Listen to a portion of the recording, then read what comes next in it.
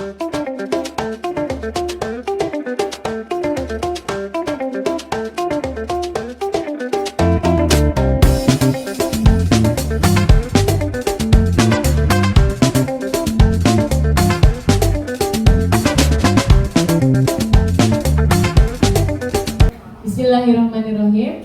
Assalamualaikum warahmatullahi wabarakatuh. Waalaikumsalam warahmatullahi wabarakatuh. Saya ucapkan terima kasih atas kehadirannya, terkhusus Wakil Kepala Sekolah Bidang Kesiswaan dan Bidang Kurikulum, Ibu Siti Helmi dan juga Ibu Norita, serta Bapak Ibu yang tidak bisa saya sebutkan satu persatu, tapi tidak mengurangi rasa hormat saya.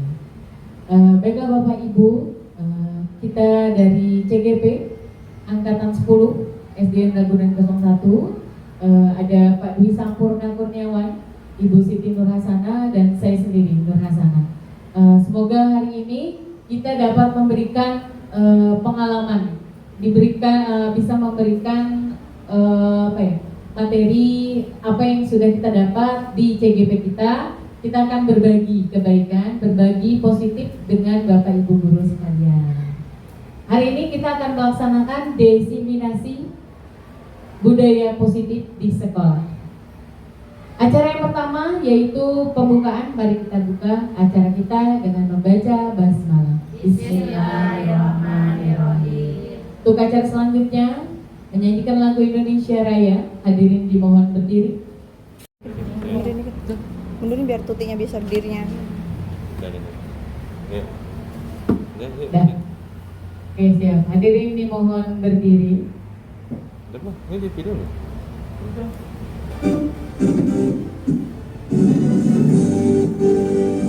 Indonesia tanah airku, tanah tumpah darahku. Di sanalah aku berdiri, jadi pandu ibuku. Indonesia kebangsaanku, bangsa dan tanah airku. Marilah kita berseru, Indonesia bersatu. Hiduplah tanahku, hiduplah negeriku, bangsaku, rakyatku semuanya. Bangunlah jiwanya, bangunlah badannya untuk Indonesia Raya.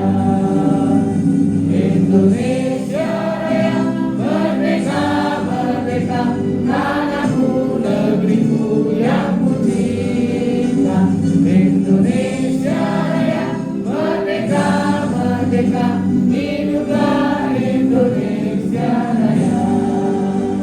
Indonesia Raya, merdeka, merdeka, tanahku, negeriku yang ku cinta.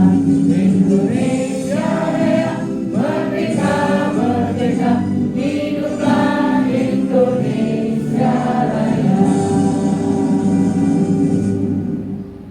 Hadirin dimohon duduk kembali.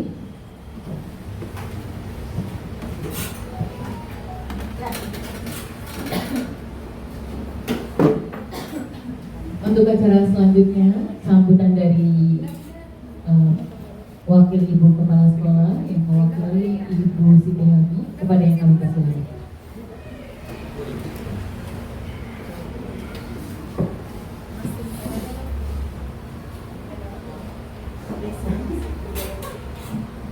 Bismillahirrahmanirrahim. Assalamualaikum warahmatullahi wabarakatuh. Waalaikumsalam warahmatullahi wabarakatuh. Terima kasih kepada para CGP yang telah memberikan waktu kepada saya pada hari ini guna memberikan sedikit saja tentang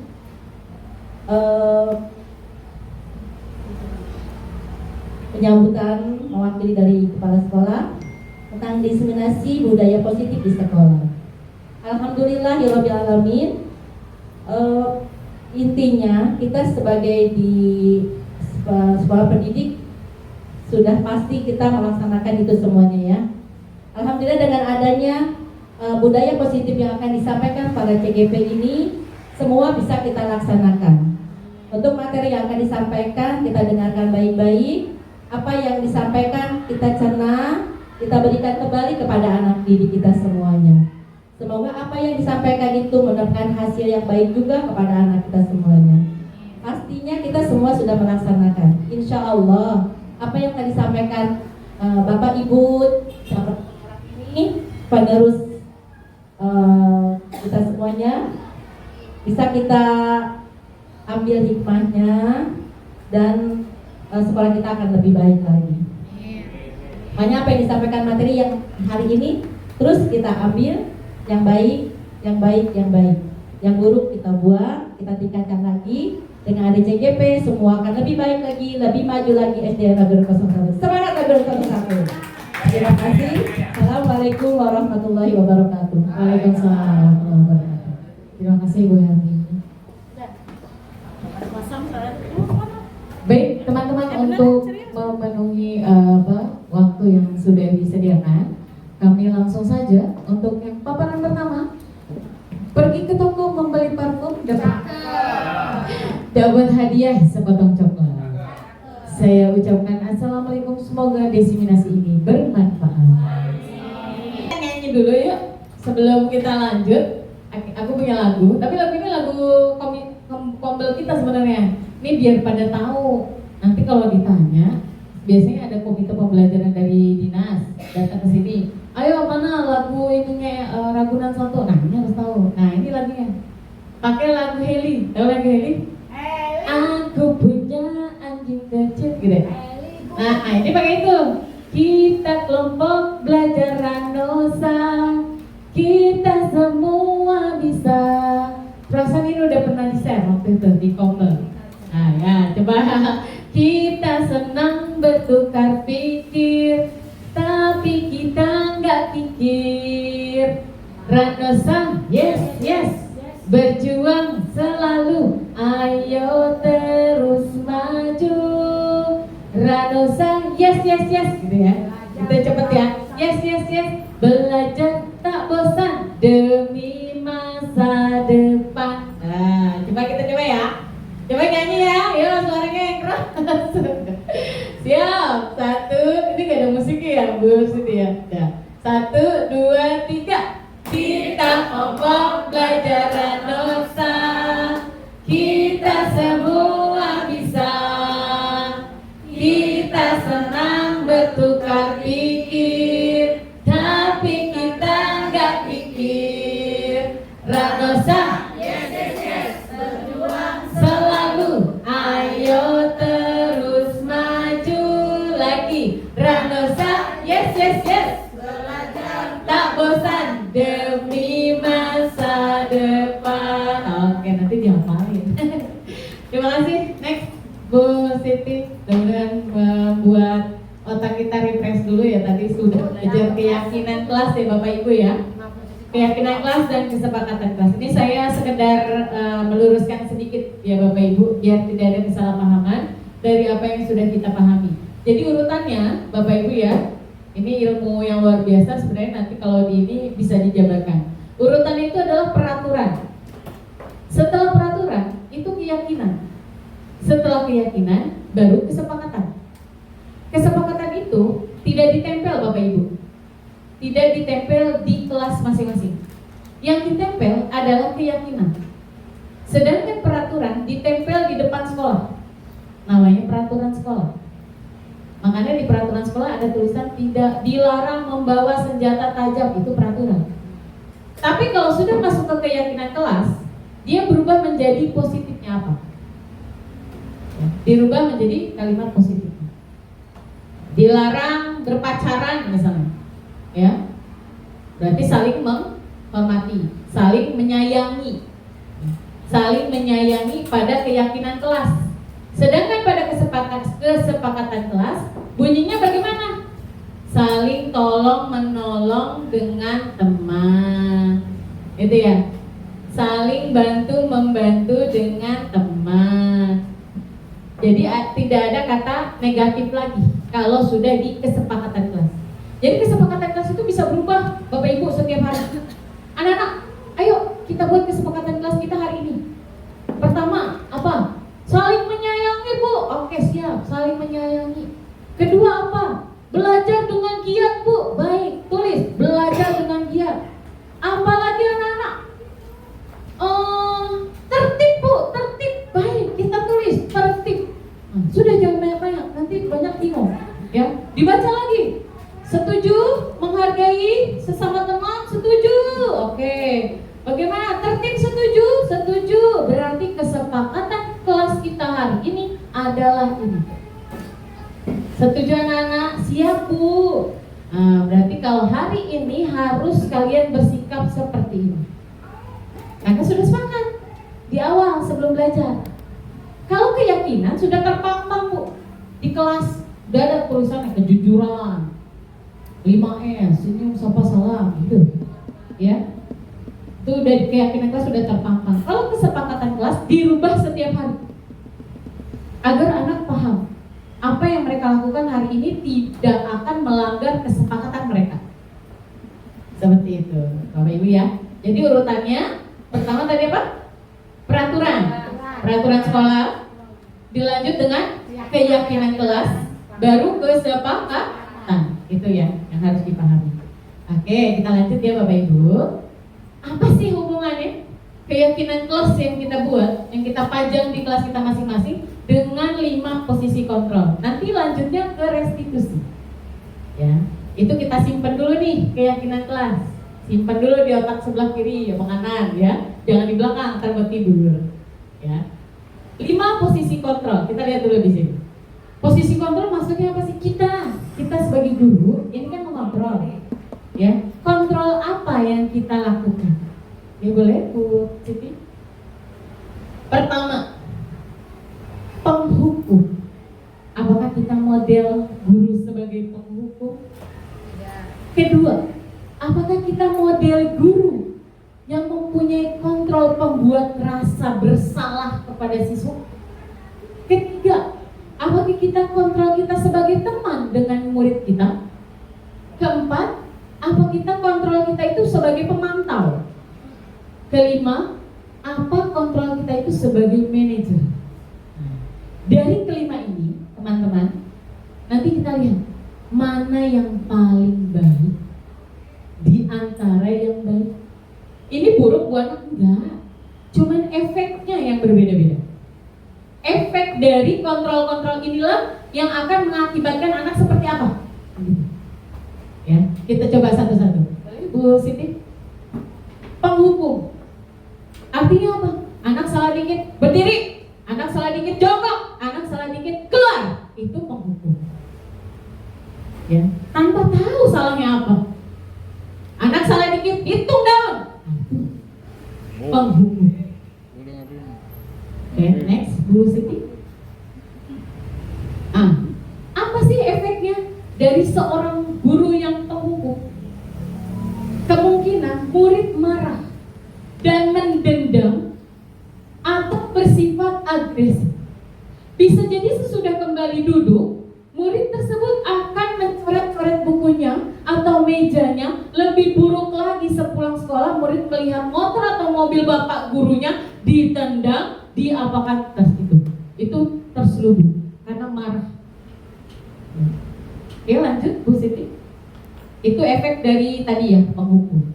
Sekarang coba kita buat posisi kita pembuat rasa bersalah. Nah ini gimana maksudnya?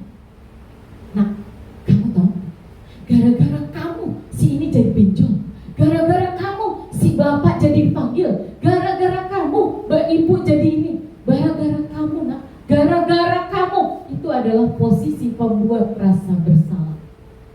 Apa siswa akan merasa bersalah? Tentu siswa akan merasa bersalah. Ada efeknya. Coba Bu Siti lanjut. Apa efeknya dari kita melakukan hal itu kepada siswa kita? Ya, kita lihat nak, ibu, bapak-bapak, murid akan merasa bersalah. Itu pasti. Karena kita menanamkan itu kepada mereka supaya mereka merasa bersalah. Bersalah telah mengecewakan ibu dan bapak gurunya. Murid akan merasa menjadi orang yang gagal. Saya gagal membahagiakan orang. Saya gagal. Gitu. Itu tertanam di dalam hati. Saya gagal menjadi orang. Saya gagal, tidak sanggup membahagiakan orang lain. Kadang-kadang sikap seperti itu lebih bahaya, Bu, daripada yang penghukum tadi. Kalau si penghukum, murid langsung meluapkan emosinya. Kalau ini dipendam, disimpan. Efeknya kita nggak tahu. Tiba-tiba dia ngechat, ngebully temennya. Itu efek apa? Apa kita punya andil? Punya, Bapak Ibu. Kita punya andil atas kesalahan anak-anak itu. Punya, Bapak Ibu. Jangan sampai salah. Kita punya andil dalam tindakan kita terhadap mereka. Lanjut, Bu Siti. Posisi teman. Nah, ini yang sudah, hey guys, gitu ya. Hey, ya sana itu. Bagus posisi teman. Yuk, ayo dong dikerjain, Nak. Masa ayo dong, pasti bisa. Ayo, nanti kalau selesai kamu ini. Ayo deh, Bapak tungguin. Ayo deh, Ibu tungguin. Pokoknya ayo, yang penting selesai.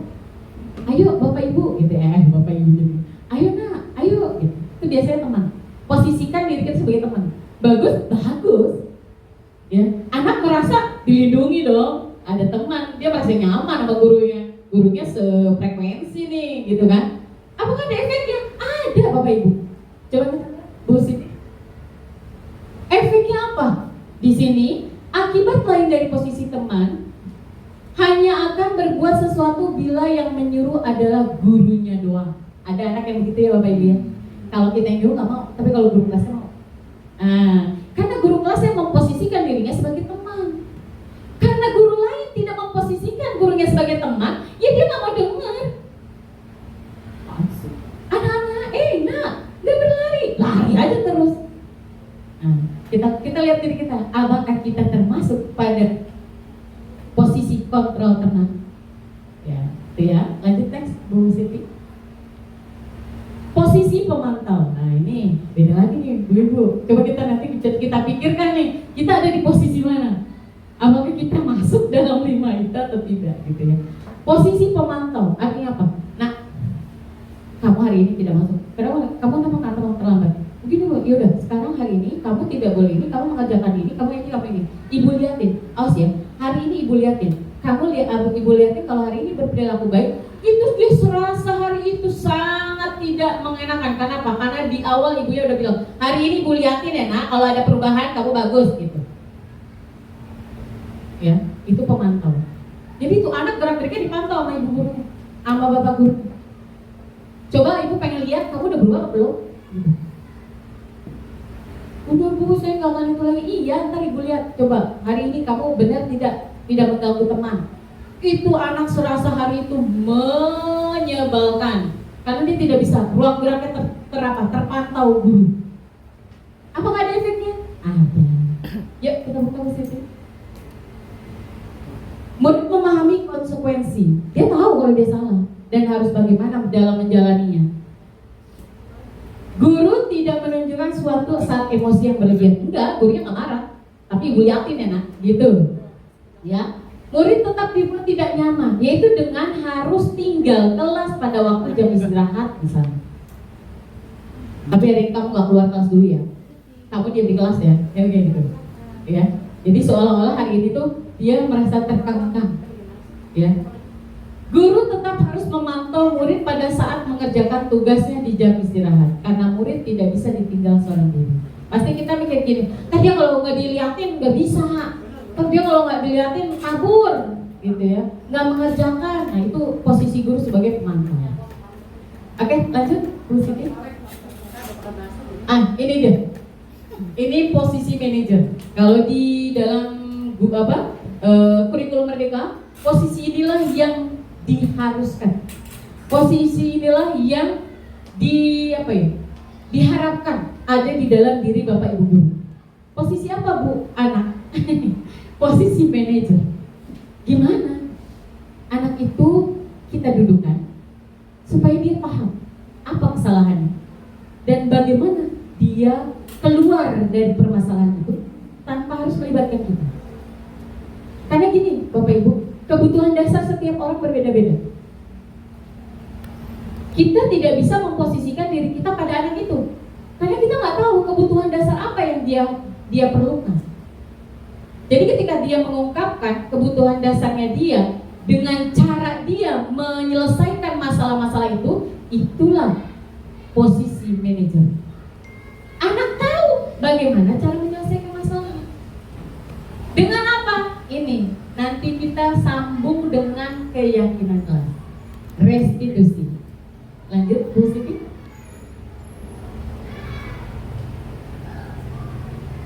Nah, ini sudah, tadi lanjut aja.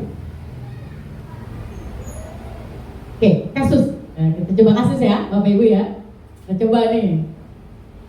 Siswa tidak memakai seragam sekolah sesuai aturan sekolah. Kita lihat dari 5 posisi kontrol yang ada. Coba next, Bu Siti. Nah, ini Bapak Ibu. Jika kita seorang dari sini ya, dari penghukum ya tadi. Jika kita seorang penghukum akan berkata berdiri di depan kelas 1 jam. Itu penghukum. Jika kita seorang pembuat rasa bersalah, posisi kontrol kita membuat rasa bersalah. Berapa kali harus memberitahu kamu, tapi kamu selalu mengecewakan ibu. Kayak gitu. Itu membuat dia merasa bersalah. Yang ketiga, yaitu pemantau. Pemantau dulu ya tadi. Oh, teman dulu. Teman. Ayo dong ikuti aturan sekolah. Tolong bantu Bapak Ibu. Sekali ini saja gitu ya. Sudah tidak apa-apa lagi. Lain kali jangan sampai berbuat seperti itu lagi ya. Dan lain kali jangan berbuat itu, sekali ini nggak apa-apa deh gitu. Ya, ini teman CS gitu ya. Dia satu frekuensi menurut si anak. Kalau pemantau bagaimana? Kamu sudah melanggar peraturan sekolah. Kamu tahu konsekuensinya apa. Setelah jam pelajaran selesai, kamu menghadap ibu. Lain kali jangan diulangi. Dia nungguin tuh jam belajar selesai, kayaknya nih bakal dipanggil nih sama bulian. Ya aduh, bagaimana? Itu harinya sangat membosankan Bapak Ibu. Anak itu pasti hari itu tidak akan benar belajar. Dia nggak akan konsentrasi. Oke? Nah, bagaimana kalau seorang manajer yang tadi yang dibilang harus seorang Bapak Ibu guru mempunyai posisi sebagai manajer. Di sini kita tanya, kamu tahu kesalahan kamu? Dilepas ke dia. Kamu tahu nggak? Jangan-jangan dia nggak tahu kalau lagi pakai seragam begitu tuh salah. Jadi tanya dulu, kamu tahu kesalahan kamu? Gitu ya. Terus apalagi Bu? Kira-kira bagaimana kamu memperbaiki kesalahan kamu? Ya. Di sini nanti ada namanya metode restitusi, segitiga restitusi. Ada lanjut? Sebentar Bu Siti. Ini ada pertanyaan. Kita jawab dalam hati aja nggak apa-apa. Kalau terjadi seperti itu, dari 5 posisi kontrol ini, yang sering kita lakukan kepada murid kita yang mana? Saya harap sih nggak ada yang seperti ini ya. Ini udah nggak ada kayak di sini. Udah nggak ada. Ya. Tapi coba kita lihat posisi yang lain. Kita, Bapak Ibu mohon izin. Saya di sini ngasih berbagi budaya positif. Bukan berarti saya sudah positif, bukan. Saya belum positif. Enggak ya Bapak Ibu. Kita belajar. Saya belajar. Bu Siti belajar. Pak Dwi pun belajar. Ketika kita dapat ini tuh seperti tamparan gitu buat kita. Oh iya, aku selama ini jadi guru tuh udah belum beres ternyata gitu. Kok semau kita gitu. Padahal itu akan berefek pada psikologi mereka. Kembali ke filosofi Ki Hajar Dewantara bahwa anak lahir sesuai kodratnya. Itu yang harus kita tanamkan. Setiap anak berbeda-beda jalan cerita hidupnya. Jangan disamakan. Nanti kita lanjut pada diferensiasi saudara setelah ini. Tapi tidak, ini cukup sampai di sini ya, sampai budaya positif. Oke, dilanjut. Bu Siti, udah ditanya ya pada diri sendiri, kira-kira posisi apa nih saya yang biasa saya lakukan? Kalau masih dalam posisi membuat merasa bersalah, tadi teman, coba yuk kita perbaiki bareng-bareng yuk sama saya juga harus memperbaiki diri, gitu ya. Kenapa dari kemarin Bu Nopi sering tanya, Bu Anak, ngapain sih ngobrol mulu gitu. Itu Bapak Ibu, kita coba untuk ini hati dengan anak. Malah saya sudah mau mencoba mentanamkan one day one student, 1 hari 1 anak. Kita tanya, mungkin Bapak Ibu merasa tidak? Ada anak yang tidak seberuntung. Dia tidak bisa bicara dengan orang tuanya. Pulang, Bapak Ibunya belum pulang. Bapak Ibunya pulang, dia udah tidur. Atau Bapak Ibunya udah sibuk cari duit karena susah. Untuk ngomong aja susah. Ngobrol, mereka perlu ngobrol, perlu teman cerita, perlu teman berbagi. Di situ kita guru kalau bisa masuk dalam ranah itu aja, buat teman dia bisa ngobrol, bisa cerita, itu udah luar biasa Bapak Ibu. Gak usah kita diajak ngomong berjumpa begitu, gak usah, gak apa-apa. Hati itu milik Tuhan, bukan milik kita. Hati itu milik Tuhan.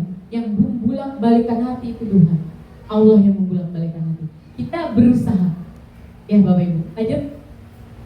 Hukuman, konsekuensi, dan restitusi. Apa sih bedanya? Gitu ya. Ini hukuman, penjabarannya. Boleh next, Bu Siti? Ini saja. Kita bahas di sini. Supaya terlihat perbedaannya antara hukuman, konsekuensi, restitusi. Nanti Bapak Ibu tinggal pilih mau yang mana. Ya. Yang mana yang kita anggap santai loh Bapak Ibu. Ternyata ketika kita udah melaksanakannya santai loh. Ya, cari yang paling baik. Itu ternyata ada yang kita itu bisa nggak usah pakai narik urat, kita udah bisa menyelesaikan masalah dia. Ya, kita coba ya. Siswa sering tidak mengerjakan PR. Di sini kalau guru ininya hukuman, ya. Dalam konsekuensinya adalah hukuman. Di sini hukuman. Guru menghukum murid hormat tiang bendera selama 10 menit. Nyambung nggak Bapak Ibu? Dia nggak kerjain PR, tapi disuruh hormat bendera. Nyambung nggak Bapak Ibu? Tidak. Coba tanya hati diri Bapak Ibu sendiri. Anak tidak mengerjakan PR, tapi disuruh hormat tiang bendera. Adakah efek baik setelah itu? Apakah setelah hormat tiang bendera PR-nya selesai? Tidak Bapak Ibu. Guru marah dan murid menjadi takut. Kamu nah, yang ada takut dia. Bukan PR-nya selesai. Kita marah-marah, narik urat, sampai berapa urat kita putus, apa selesai masalahnya? Tidak. Apa selesai PR-nya? Tidak. Ya. Sekarang konsekuensi.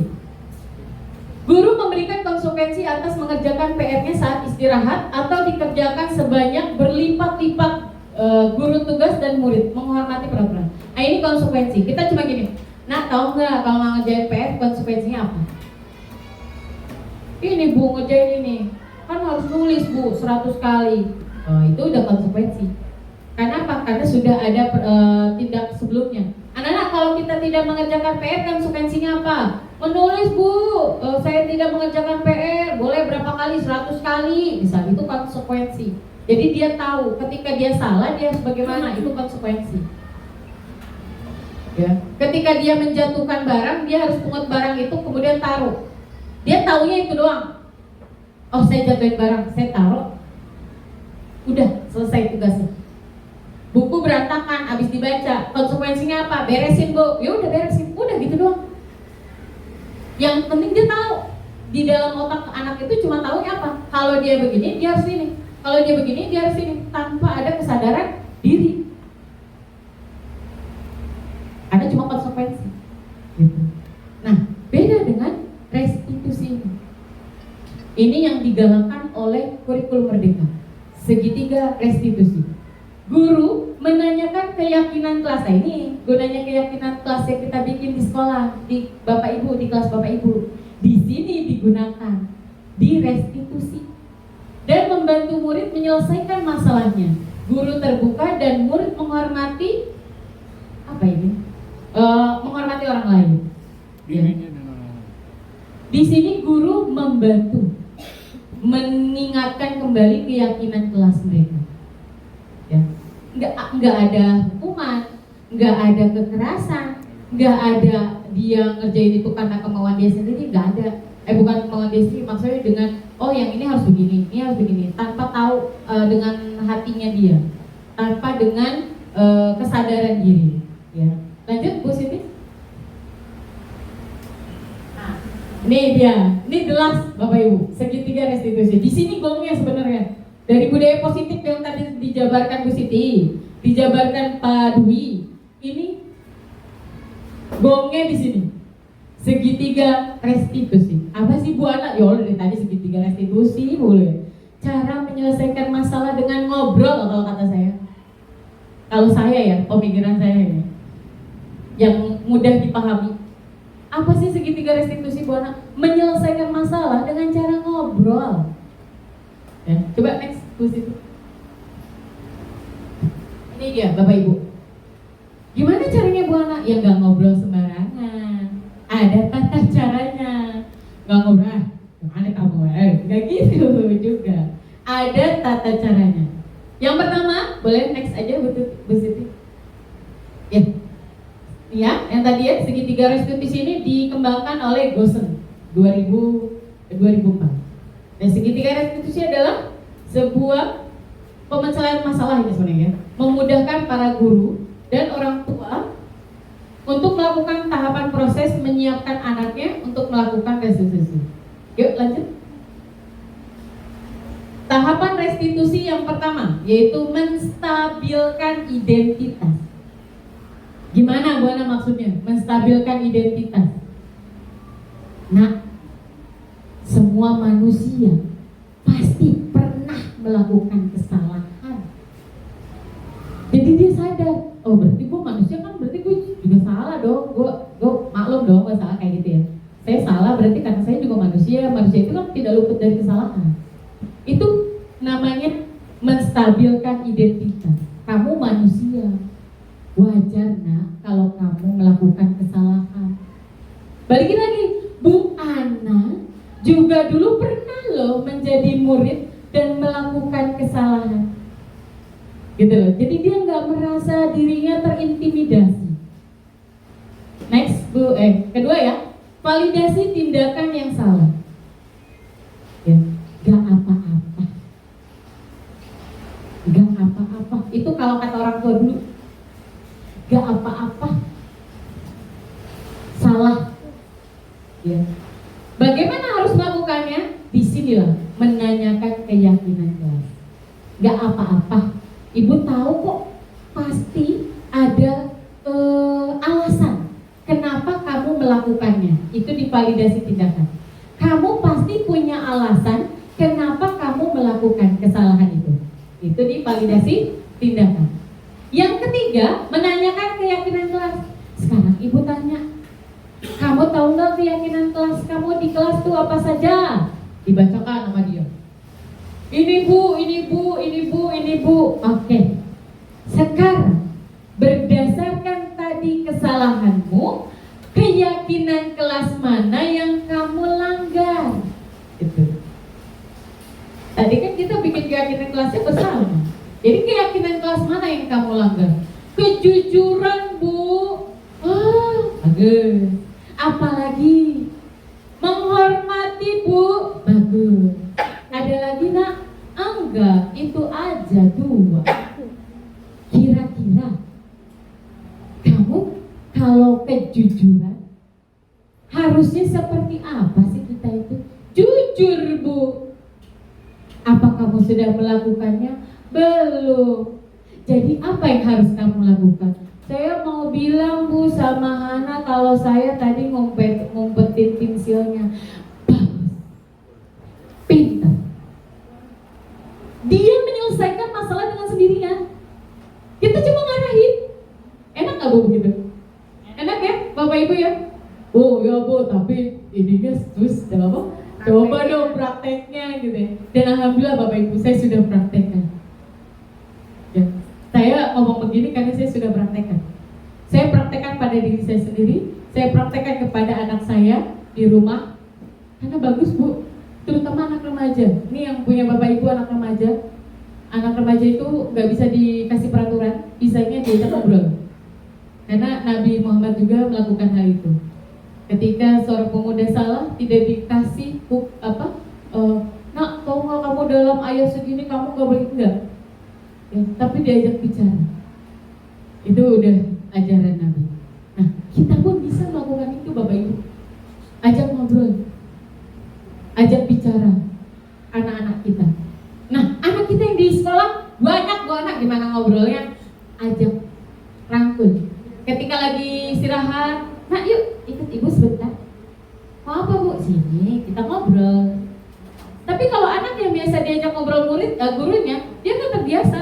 Oh iya bu Lina mau ngajak ngobrol saya nih gitu. Dia pasti tahu apa yang harus dia lakukan. Seperti itu. Ya, dicoba ya Bapak Ibu ya. Siapa tahu gitu ya. Insya Allah mudah-mudahan.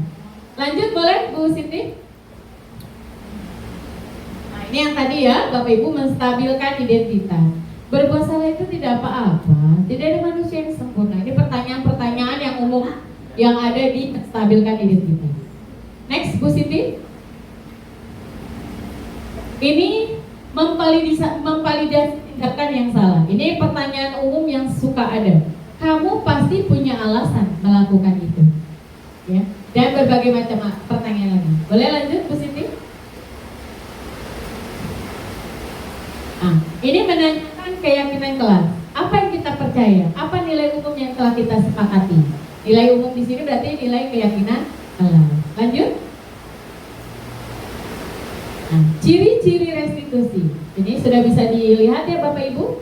Restitusi memperbaiki hubungan, tawaran, bukan paksaan, tapi menawarkan.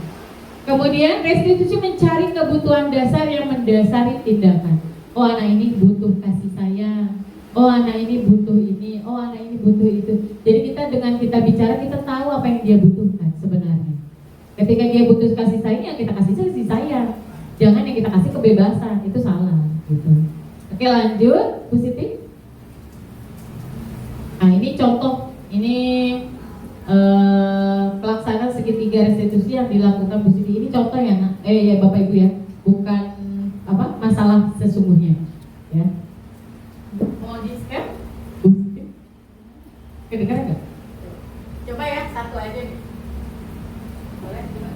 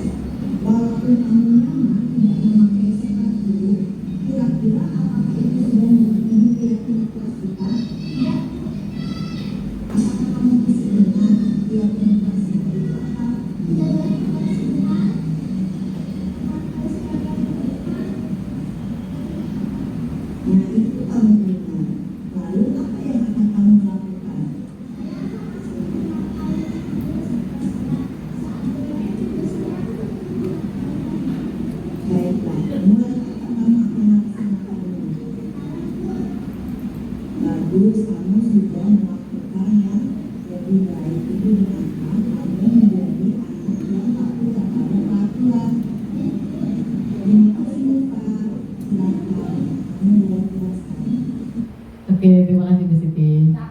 Oke, ini Bapak Ibu boleh dong tepuk tangan dong buat Bu Siti.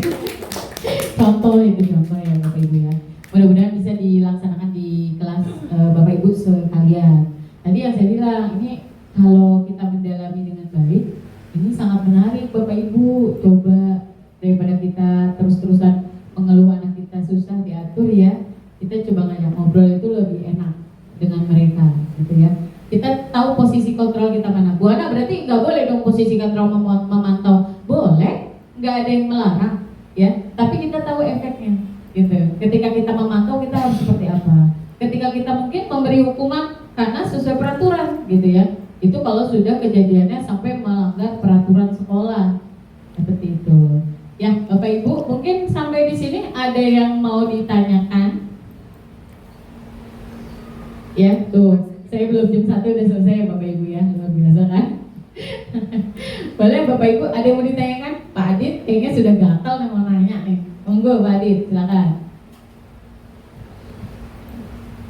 Terima kasih waktunya buat diskusi.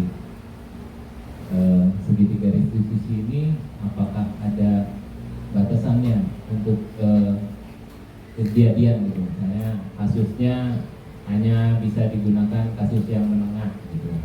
Tapi apakah bisa digunakan ketika segitiga restitusi ini menghadapi kasus yang seperti narkoba, terus mungkin pembunuhan atau tawuran menjadi pembunuhan, terus ya kasus-kasus berat lah yang menyangkut secara hukum. Kalau bisa, kenapa? Terus untungnya buat murid itu apa, dan untungnya buat guru sebagai guru apa? Oke, baik, terima kasih Pak Adit. Izin jawab duluan ya, Bapak Ibu, luar biasa. Pertanyaannya high class ini sebenarnya. Harusnya yang bisa jawab ini guru ini ya, guru penggerak.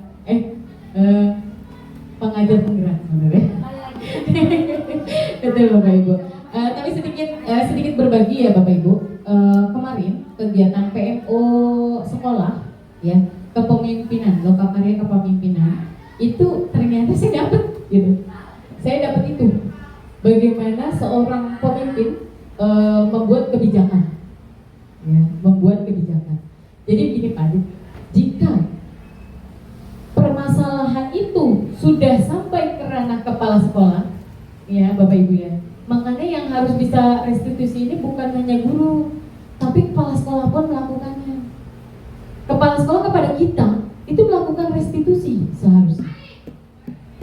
Diajak ngobrol gurunya ketika salah atau melanggar disiplin.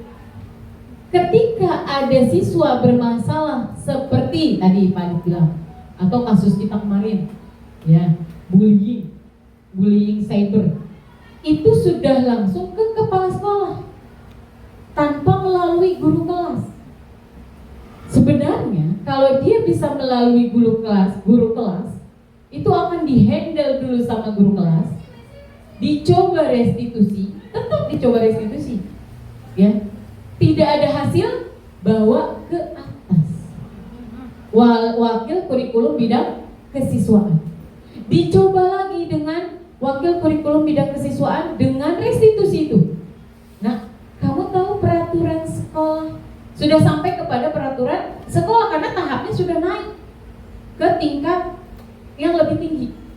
Karena di awal di kelas dia tidak bisa udah dicoba dengan restitusi tapi dia nggak bisa juga. Gitu.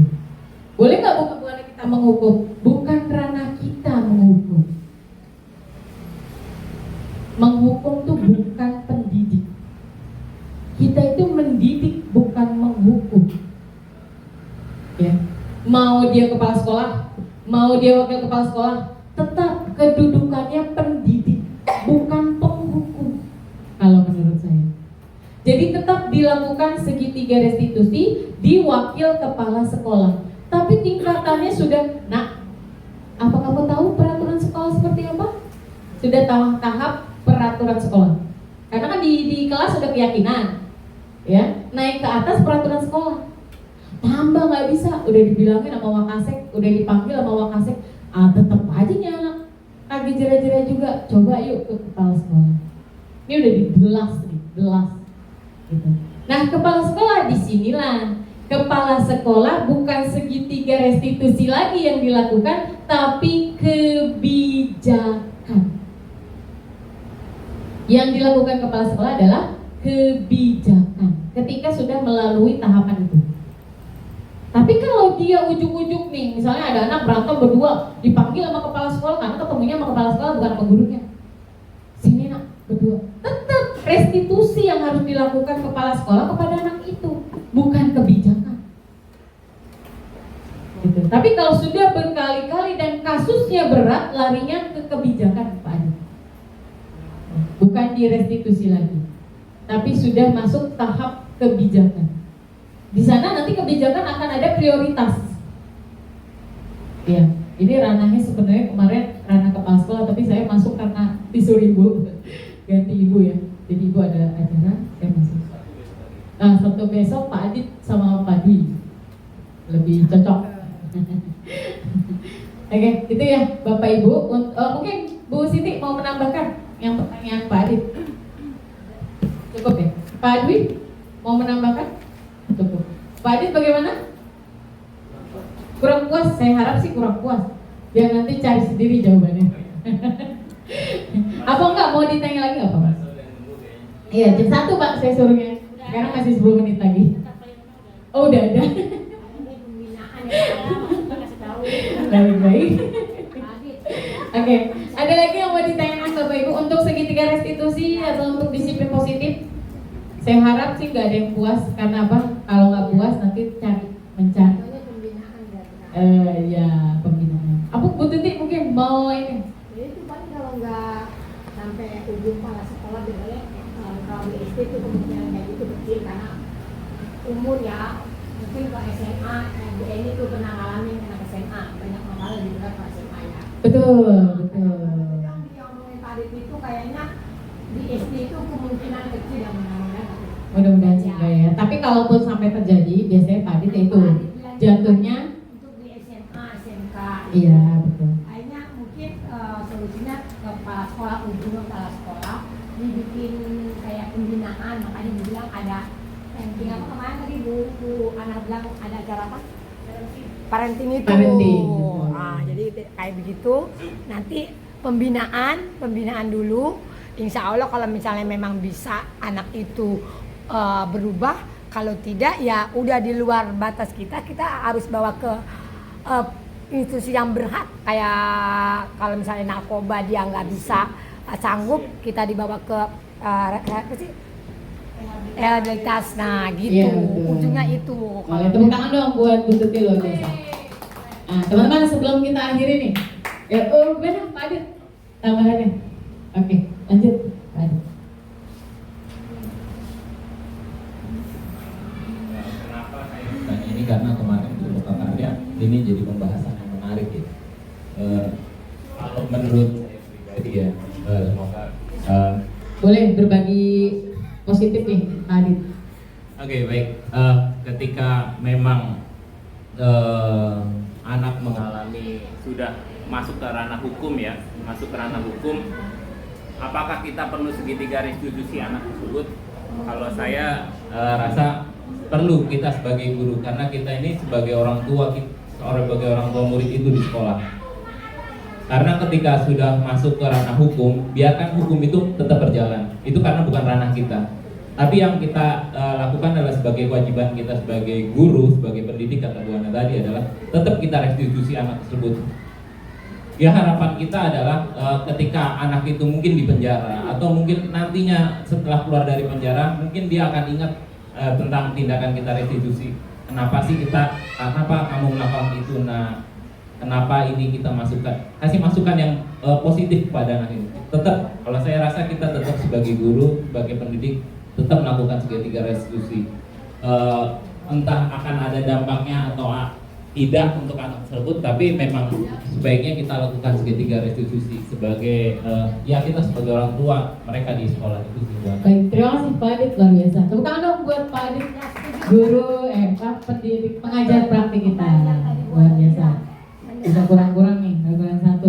Katanya Pak Adit ya. Oke, jadi ya Bapak Ibu itu saja mungkin untuk segitiga restitusi ya. Tadi Pak Adit bilang tanpa menyerah, mau apapun masalahnya tetap segitiga restitusi. Jangan sampai segitiga bermuda. Ya, posisikan diri kita sebagai apa? Sebagai manajer. Jangan sebagai penghukum. Tapi kayak kalau di sini udah aman insya Allah Pak Dwi nih. Kita di sekolah kita ini sudah tidak ada penghukum gitu ya. Betul. Tetap dengan segitiga. Oke. Bapak Ibu, saya sebelum tutup saya mau ada Bapak Ibu ungkapkan satu kata untuk segitiga restitusi. Jadi kita mulai di kepala Bapak Ibu ya. di kepala Bapak Ibu. Nanti saya coba satu-satu nih. Pak Dwi boleh berkeliling idenya ya. Satu kata untuk segitiga restitusi. Saya dulu. Komunikasi itu penting banget. Itu Bang. Oh, boleh deh satu kalimat deh ya. Boleh satu kalimat. Ulangi. Komunikasi. Oke. Pak Eko. Saya mau satu kata. Mencontohkan. Bahagia. Pendekatan dari hati. Bagus. Keren. Solusi yang good. Kasih sayang. Oke, bahasa Inggris boleh mungkin ya. I love you. Have to do. Oke. Itu dong. Boleh begini. Nyaman. Oke, nyaman. Kata Bu Edi. Boleh Bu Tuti satu kata untuk restitusinya. Terus dan peduli. Gak apa-apa, boleh. Lanjut. Perhatian. Perhatian, luar biasa. Kerja sama yang baik. Oke, Bu Riri.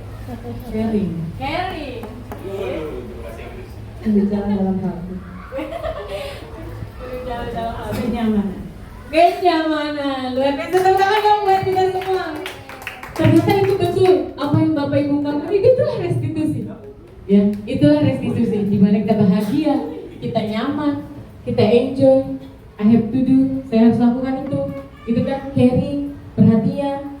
Apa caring itu? Bu Riri? Betul ya, caringnya perhatian. I love you gitu ya. Pokoknya apapun itu kepada siswa kita lah, Bapak Ibu. Kalau dulu saya punya guru pernah berkata kepada saya sebagai guru, jadi ketua ya, kalau di sini kepala sekolah. Dulu pernah berkata, jika guru bosan memperingatkan siswa-siswinya, berhenti jadi guru. Jadi dengan kata lain, jangan pernah bosan untuk kita saling berbagi dengan siswa. Perhatian, mengingatkan, emang tugas kita Bapak Ibu. Jadi tetap semangat, kita terus menggali ilmu-ilmu tentang parenting, boleh tentang ilmu-ilmu seperti ini. Ini saya baru nemu ini di CGP itu. Jadi ini luar biasa, kita saling berbagi. Saya dapat, kita berbagi dengan Bapak Ibu supaya sekolah ini lebih baik lagi. Itu saja mungkin dari Bu Siti. Ada kata-kata terakhir? Kata-kata terakhir. Bu Dwi, Pak Dwi. Dari tadi ini HP-nya jatuh apa? Kata-kata terakhir Bu Tuti. Bakso dua mangkok. Pak Dwi ada yang mau dibicarakan? Sudah cukup, oke. Terima kasih Bapak Ibu. Saya tidak mengulur waktu. Waktu sudah menunjukkan pukul 13.00. Sesuai dengan kedisiplinan kita budayakan bahwa harus tepat waktu ya. Jadi ini satu lagi nih ilmu. Jangan pernah ada kata terlambat. Ya. Tapi apa? Tidak tepat waktu. Jadi jangan ngomong terlambat, tapi kata tidak tepat waktu. Oke, Bapak Ibu, terima kasih itu sharing dari kami. Saya Nur Hasanah. Saya Siti Nurhasana. Saya Siti Nurhasana. Dwi Nurhasana.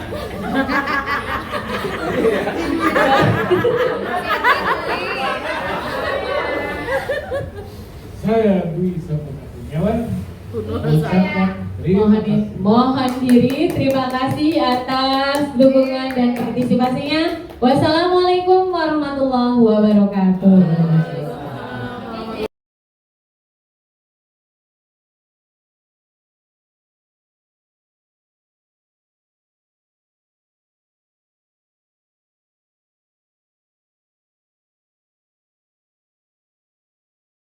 Assalamualaikum warahmatullahi wabarakatuh.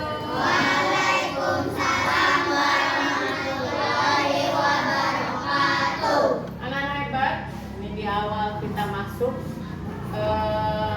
kita belum membuat keyakinan kelas. Apa sih Bu keyakinan kelas? Keyakinan kelas itu peraturan yang kita sepakati bersama. Ya, tapi kita bertolaknya kepada kepada peraturan sekolah. Jadi urutannya itu peraturan sekolah yang paling besar, kemudian ke keyakinan kelas, yaitu peraturan yang ada di kelas tapi dengan kesepakatan bersama. Kemudian apa lagi Bu? Kalau sudah keyakinan baru kesepakatan. Kesepakatan dilakukan setiap hari seperti yang kita lakukan pada saat ulangan, masih ingat? Ya, kesepakatan yang dilakukan setiap hari. Kalau keyakinan harus ada di dalam kelas kita. Nana, sebelum kita memulai pembelajaran dalam 1 tahun ke depan, kita akan membuat yang namanya keyakinan kelas. Apa itu keyakinan kelas?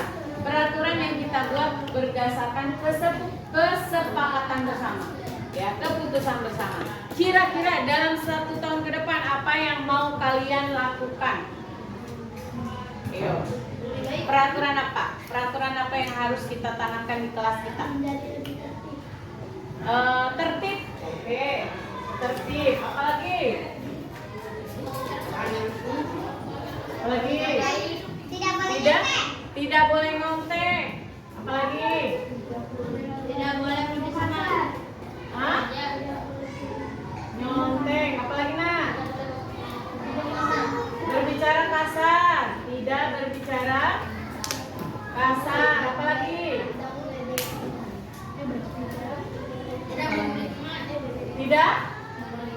Tidak membuli. Tidak mengejek teman. Oke. Kita segini dulu ya. Nah, bisa nggak kata-kata ini? Sebentar, kita baca dulu yuk. 1 apa? Tertib. 2. Tidak boleh nyontek. 3. Tidak boleh kasar. 4. Tidak boleh marah. Nah, dari kata-kata ini kan masih ada negatif nih. Bu, negatif apa? Dengan menggunakan kata tidak. Kita rubah ke positif, Jangan. ya. Apa? Jangan. Kalau dirubah ke positif jadinya apa? Ini tertib. Ini jadi apa? Boleh nyontek. Ibu kasih contoh ya. Oke. Ibu kasih contoh. Jujur. Oke. Kita segini dulu ya. Nah, bisa nggak kata-kata ini? Sebentar, kita baca dulu yuk. 1 apa? Tertib. 2. Tidak boleh nyontek. 3. Tidak boleh kasar. 4. Tidak boleh marah. Nah, dari kata-kata ini kan masih ada negatif nih. Bu, negatif apa? Dengan menggunakan kata tidak. Kita rubah ke positif, Jangan. ya. Apa? Jangan. Kalau dirubah ke positif jadinya apa? Ini tertib. Ini jadi apa? Boleh nyontek. Ibu kasih contoh ya. Oke. Ibu kasih contoh. Jujur dalam mengerjakan tugas. Berbicara yang baik. Pintar. Apalagi? Saling menyayangi yang Saling menyayangi. Ini berkata apa? baik. Berkata yang baik. Apalagi? Saling menyayangi. Kelas menghormati. Saling menyayangi, saling menghormati. Oke. Waduh. Nah, Waduh sekarang. boleh kita baca sama-sama? Apa yang pertama? Tertib. Yang kedua? Jujur dalam mengerjakan tugas. Kemudian? Berkata yang baik. Terus? Saling menyayangi. Saling menghormati. Nah, dari sini kita akan membuat keyakinan kelas yang berdasarkan nilai-nilai kebajikan universal. Universal artinya apa, Bu? Kalau di sini baik, di Amerika juga baik. Jujur, kamu baik nggak di sini? Kalau jujur itu baik tidak? Baik. Di Amerika boleh nggak berbohong? Tidak, harus jujur juga. Apa orang Amerika suka dengan perbuatan bohong? Tidak. Orang Arab suka tidak berbohong? Tidak. Maka kejujuran adalah nilai kebajikan yang universal, menyeluruh. Paham?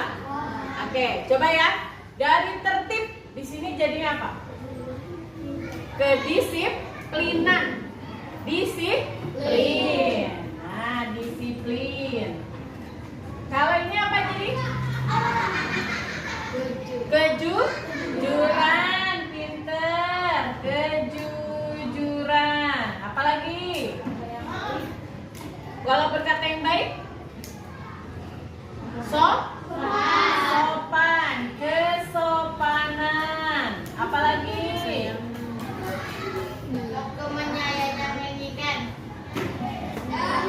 Menyayangi. Apalagi?